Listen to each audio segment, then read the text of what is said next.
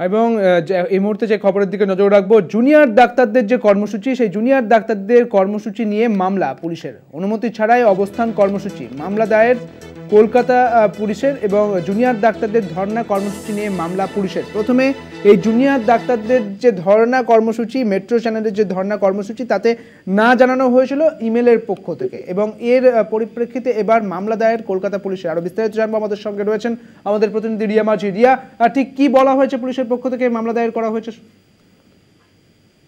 দেখো, তোমাকে জানিয়ে রাখবো যে এই যে আনলফুল অ্যাসেম্বলি ডাক্তারদের, অর্থাৎ বেআইনি ভাবে জমায়, গতকালকে তাদের যে পারমিশন ছিল সেটা শুধুমাত্রই ধর্মতলা অব্দি একটি র্যালির পারমিশন ছিল, কিন্তু সেই র্যালি ছাড়াও তাদেরকে দেখা যায় যে ধর্মতলার যে চ্যানেল রয়েছে সেখানে এসে তারা বসে যান, বেশ সেই রাস্তা অবরোধ করেন এবং তারপরে তারা একটি স্টেজ বাঁধেন এবং সেখানে তারা অনশনে যাবে বলে এই পরিকল্পনা নিয়ে তারা সেখানে বসে পড়েন ধর্মতলা চত্বরে।